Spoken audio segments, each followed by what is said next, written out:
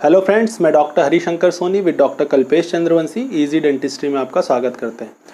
आज का जो टॉपिक है हमारा वो है clinical procedure of RCT.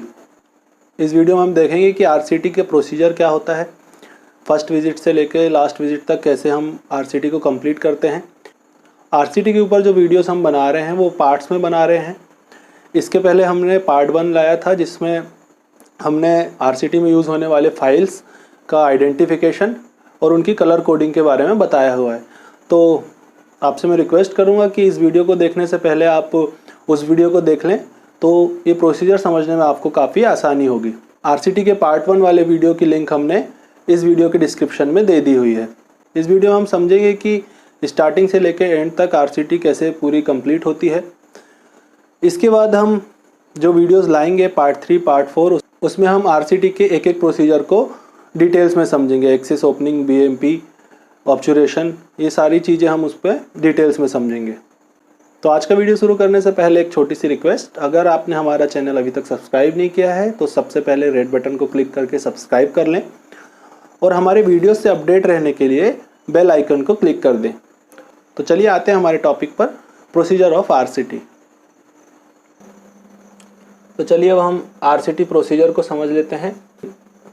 RCT में 3 तरीके की प्रोसीजर होती है बेसिकली, जिसको हमने यहाँ पे ये ट्रायंगल पे बनाया हुआ है जिससे आपको समझने में आसानी हो। पहले मैं इसके नाम आपको बता दूंगा, इसके बाद हम इसकी डिटेल समझेंगे कि जब क्लिनिक में पेशेंट आता है तो फर्स्ट विजिट में हम क्या करते हैं, सेकेंड विजिट में क्या करते हैं, तो आपको ये अच्छे से क्लियर हो जाएगा। तो यहाँ पर देखिए, सबसे पहले मैंने लिखा हुआ है एक्सेस ओपनिंग। तो सबसे पहले आता है एक्सेस ओपनिंग। इसमें हम पल्प चैम्बर ओपन करते हैं। इसमें हम पल्प चैम्बर ओपनिंग करते हैं। इसके बाद आता है सेकेंड बीएमपी, बायोमैकेनिकल प्रिपरेशन। इस प्रोसीजर में हम कैनाल प्रिपरेशन करते हैं, इंस्ट्रूमेंट्स की हेल्प से कैनाल को प्रिपेयर करते हैं। और थर्ड होता है ऑब्चुरेशन। इसमें हम रूट कैनाल्स को फिल करते हैं। रूट कैनाल फिलिंग इस प्रोसीजर में होती है। तो सबसे पहले आता है एक्सेस ओपनिंग, इसके बाद बीएमपी, बायोमैकेनिकल प्रिपरेशन, और लास्ट में थर्ड होता है ऑब्चुरेशन।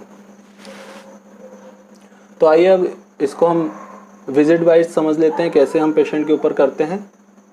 तो चलिए अब देख लेते हैं हम फर्स्ट विजिट में क्या करेंगे। तो सबसे पहले आपने पेशेंट का डायग्नोस कर लिया, उसको प्रॉपर एलए दे दिया। उसके बाद हम करेंगे एक्सेस ओपनिंग। एक्सेस ओपनिंग बर्स आते हैं, उससे हम एक्सेस ओपनिंग करेंगे। एक्सेस ओपनिंग में क्या करते हैं, हमने आपको बताया pulp chamber opening. Pulp chamber को हम ओपन करेंगे। पल्प चैम्बर ओपन होने के बाद हम कैनाल सर्च करेंगे।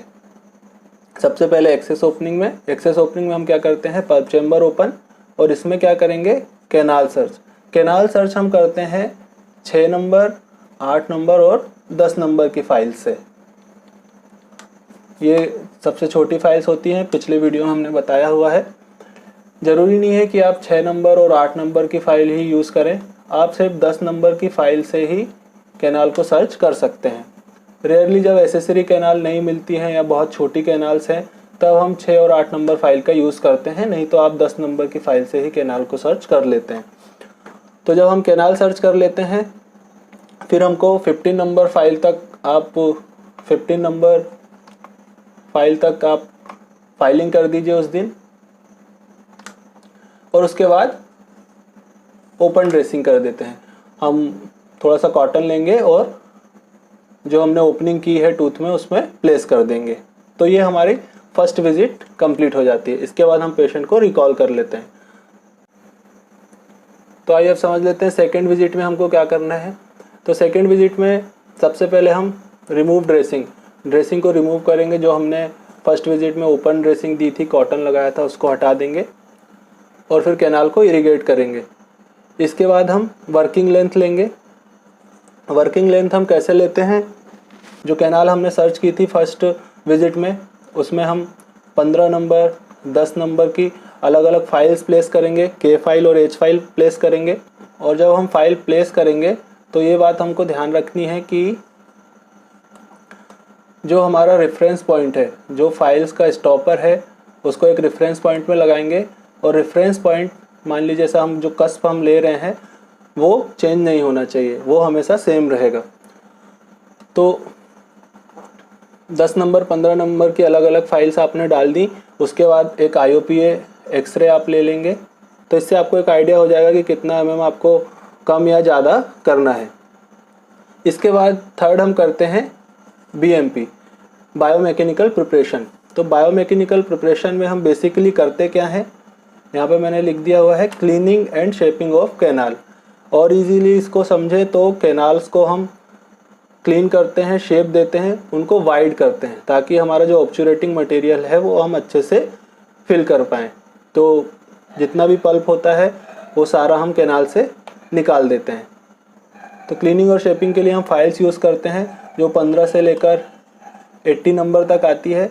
इसके आगे भी फाइल्स आती हैं, इनका डायमीटर बढ़ता जाता है, आपको मैंने पहले वीडियो में बताया हुआ है।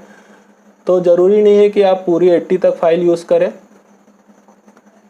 लेकिन अगर आप 15 से 40 तक फाइल यूज़ करते हैं तो काफ़ी अच्छा क्लीन हो जाती है कैनाल और ऑब्चुरेशन करते समय हमको ईजी होता है।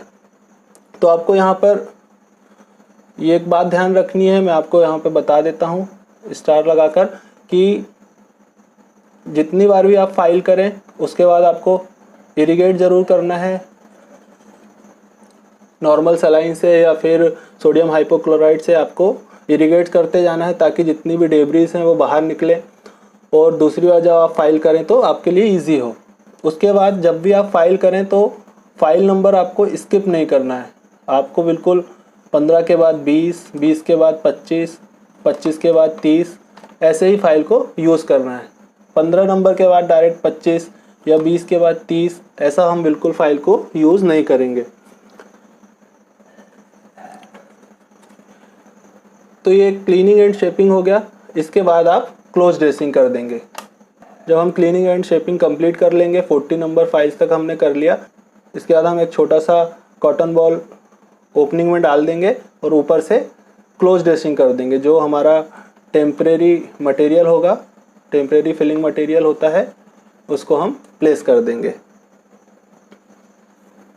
तो चलिए अब देख लेते हैं थर्ड विजिट। थर्ड विजिट में हम क्या करेंगे, सबसे पहले रिमूव ड्रेसिंग। जो हमने सेकंड विजिट में ड्रेसिंग दी थी क्लोज ड्रेसिंग, उसको हम रिमूव करेंगे और चेक करेंगे पेशेंट को पेन है या नहीं है। अगर पेशेंट को पेन नहीं है, पेन चला गया है, तो ऑब्चुरेशन हम कर देंगे। जो हमने पहले आपको बताया था, कैनाल को हम फिल कर देंगे। इसको हम डिटेल्स में नेक्स्ट वीडियो में समझेंगे।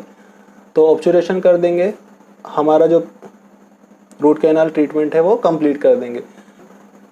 इसके बाद अगर पेन बना हुआ है, पेन नहीं गया है, तो हम फिर से BMP करेंगे, बायोमैकेनिकल प्रिपरेशन हम फिर से करेंगे, फाइलिंग हम फिर से करेंगे। उसके बाद पेशेंट को ओपन ड्रेसिंग दे देंगे, क्लोज ड्रेसिंग नहीं देंगे इस बार, फिर हम ओपन ड्रेसिंग देंगे, कॉटन लगाकर छोड़ देंगे। फिर पेशेंट को नेक्स्ट विजिट बुलाएंगे। नेक्स्ट विजिट में चेक करेंगे कि पेन है या नहीं। अगर उनका पेन सबसाइड हो गया है, पेन नहीं है, तो हम उनको क्लोज ड्रेसिंग दे देंगे, उसको क्लोज ड्रेसिंग दे देंगे। इसके बाद फिर से हम नेक्स्ट विजिट में पेशेंट को चेक करेंगे पेन है या नहीं। अगर पेन नहीं है तो फिर हम ऑब्चुरेशन कर देंगे। अगर फिर भी पेन बना हुआ है तो हम ऑब्चुरेशन नहीं करेंगे। जब तक पेशेंट का पूरा पेन नहीं चला जाता हम ऑब्चुरेट नहीं करते कैनाल्स को। हम मेडिकेशन देंगे, पेन को सबसाइड करेंगे। तो जब तक पूरा पेन चला नहीं जाता पेशेंट का, तब तक हम ऑब्चुरेशन नहीं करते। जब कम्प्लीटली पेन चला जाएगा उसके बाद हम ऑब्चुरेट कर देते हैं, हमारा जो रूट कैनाल ट्रीटमेंट है उसको कंप्लीट करते हैं। तो आज का टॉपिक हमारा कंप्लीट हुआ फ्रेंड्स। आज के इस वीडियो में हमने जाना कि RCT की प्रोसीजर कैसे होती है। नेक्स्ट वीडियो में हम इसके एक एक पार्ट को समझेंगे। तो अगर आपको ये वीडियो पसंद आया हो, आपके लिए हेल्पफुल रहा हो, तो हमारे इस वीडियो को लाइक करें, अपने फ्रेंड्स के साथ शेयर करें और कमेंट सेक्शन में आकर बताएं कि आप किन टॉपिक्स पर और अधिक वीडियो देखना चाहते हैं। और अगर आपका कोई कन्फ्यूज़न है या हमारे चैनल के लिए सजेशन है तो वो भी आप कमेंट सेक्शन में लिख सकते हैं। तो थैंक यू फ्रेंड्स, और जाने से पहले सब्सक्राइब करना ना भूलें।